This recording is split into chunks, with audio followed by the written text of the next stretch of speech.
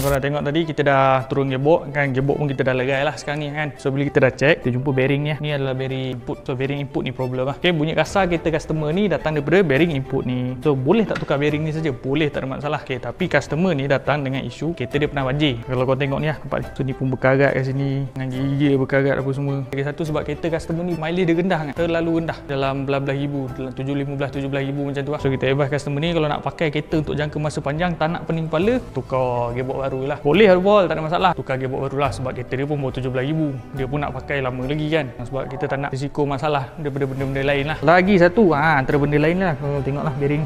Okay, bearing ni sepatutnya dia memang longgar, tapi taklah sampai terlalu longgar macam ni.